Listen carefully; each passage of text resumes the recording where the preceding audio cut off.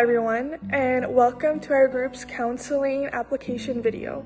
Today we'll demonstrate how an ER nurse can use cognitive behavioral therapy, which helps people notice unhelpful thoughts and change them so they can feel and act better.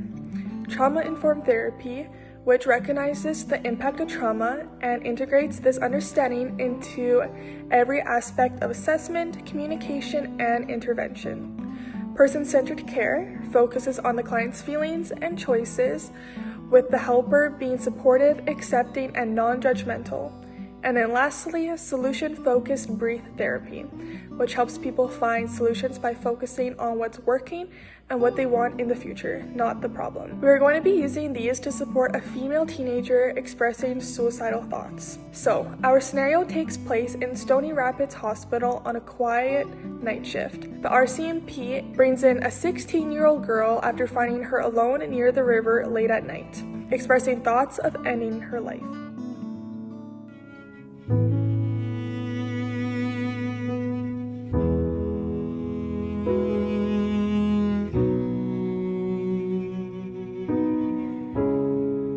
It's crazy to me,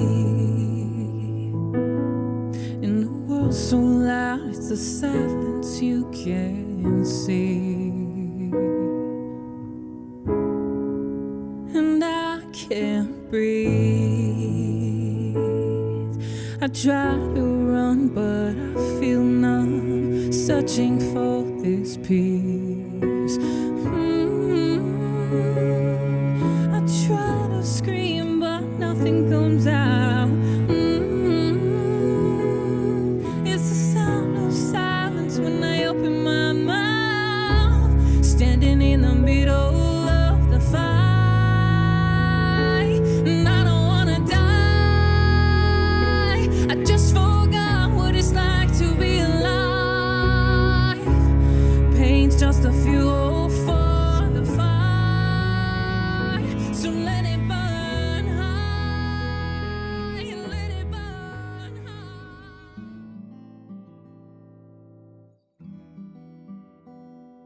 As nurses, therapeutic communication is essential for building trust and helping clients feel safe to share their experiences. It also promotes client-centered care, strengthens the nurse-to-client relationship, and supports accurate assessment and effective decision-making. You'll notice how the nurse uses 5 core communication skills in the scenario. 1 being active listening, which helps the client feel heard and increase emotional safety. 2, open-ended questions, which allows the client to explore feelings without restriction. Number 3, clarification, helps ensure you fully understand what the client means. Number 4, reflection, shows you're paying attention and helps the client hear their own thoughts and feelings. And then lastly, number 5, use of silence, gives the client space to think, feel, and express themselves without any pressure. The nurse will also use the miracle question and elements of motivational interviewing, both drawn from solution-focused brief therapy to help the client explore hope and personal strengths. So with that being said, let's begin our scenario. Hope you enjoy.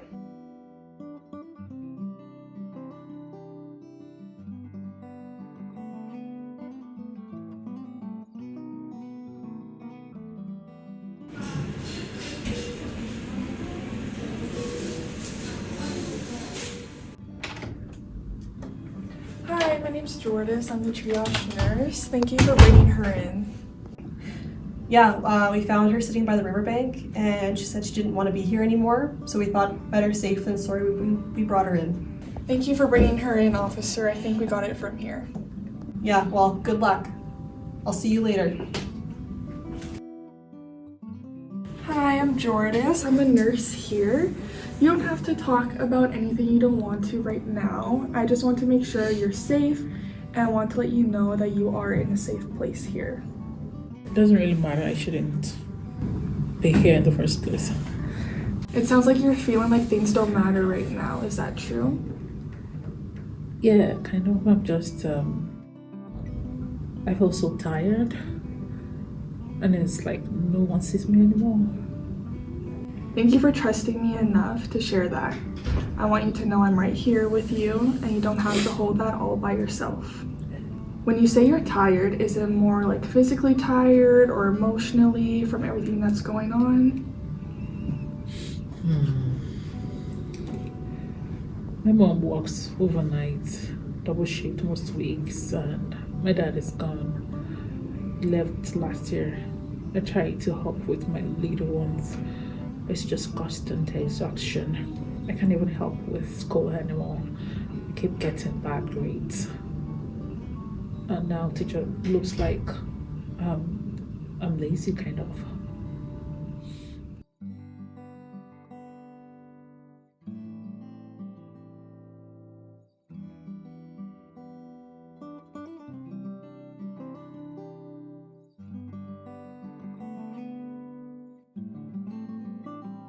That's a lot for anyone to carry, especially alone.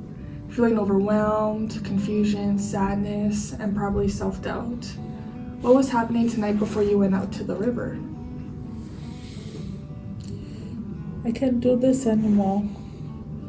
I thought I should just sit there and maybe end it there and then. Stop all, if possible. Well, I'm really glad you're here and opening up to me. Even if it doesn't feel that way right now, it took a lot of courage.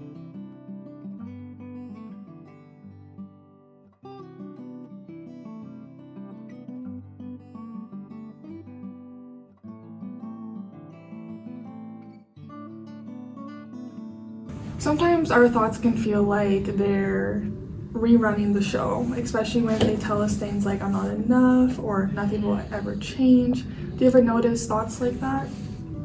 Yeah, voices like you're useless, you're not making things harder. I mean, I'm just making things harder, and I keep hearing this from everyone. That sounds exhausting, hearing that voice over and over. Sometimes when we start to believe those thoughts, they can make us feel even worse. Part of what helps is learning to challenge them, to ask, is this thought 100% true, or is there any other way to see this, in a positive way maybe? I don't know, it feels true. Okay, I guess my brother would miss me. He asked of me, to probably talk him in.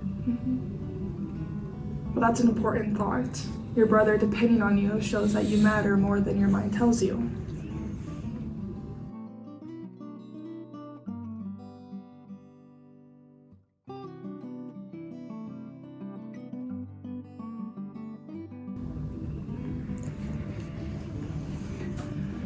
I want you to imagine that tonight, while you're sleeping, a miracle happens, and the problems that you feel unbearable right now are suddenly gone. When you wake up, what's the first thing you notice that tells you life is getting a little bit better?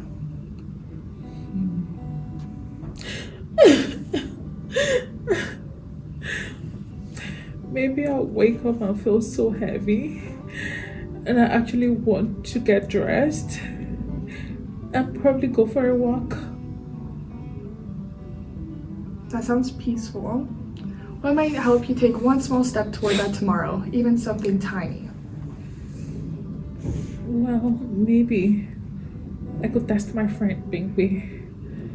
We haven't really been talking for months, but she used to make me laugh. That sounds like a wonderful start. Reaching out takes strength, and you're already showing that strength by talking about this tonight.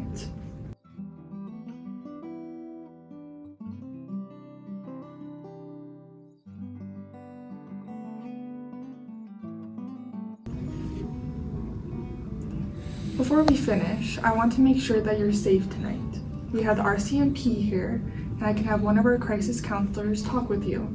I can tell your mom so she knows where you are. How does that sound? That sounds okay. She'll probably freak out, but I guess she needs to know.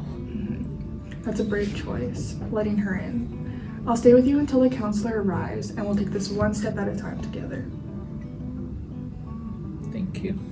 You're welcome.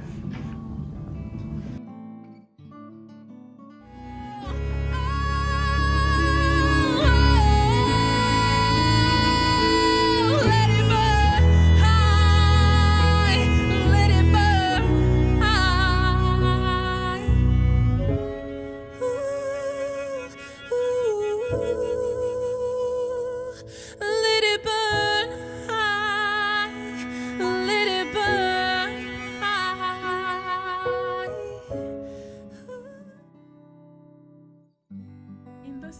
you just watched, the nurse used active listening, empathy, reflection, open-ended questions, validation, clarification, and therapeutic silence to create a safe and not judgmental space.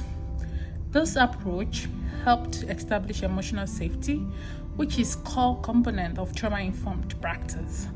This allows the teen to express naughty emotions without fear of dismissal or being blamed. This experience showed how cognitive behavioral therapy and effective therapeutic communication can guide a client from despair towards hope, being heard, and even supported. This is supported by a Kuchner article, which details how early engagement with adolescents reduces suicide risk.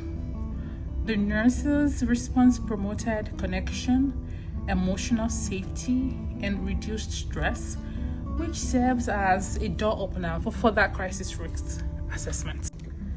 Recognizing that the patient is the expert in their own life experiences is foundational principle of person-centered and trauma-informed care.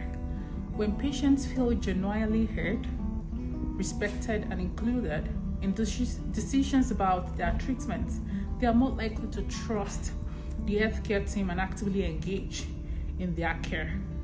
This sense of partnership increases adherence to the care plan because interventions feel collaborative rather than imposed. To cut the chase, the nurse called the teen's mom and she came around. The teen was referred for follow-up with mobile crisis, a counselor, and an indigenous community-based support service called Hope for Wellness.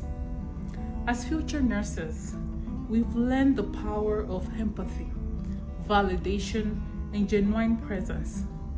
One area we can improve is slowing down our communication pace, giving room for silence and reflection so the client feels truly heard. When the teen's silence became a way to communicate the complexity of our emotions and situation, the nurse silence became necessary to create space for her expression, convey presence without intrusion, and to respect her autonomy and pace. This instilled a sense of emotional safety and helped the client to explore difficult emotions without pressure. For further resources, check your screen for the support services directory. Thank you for watching our video and have a good one.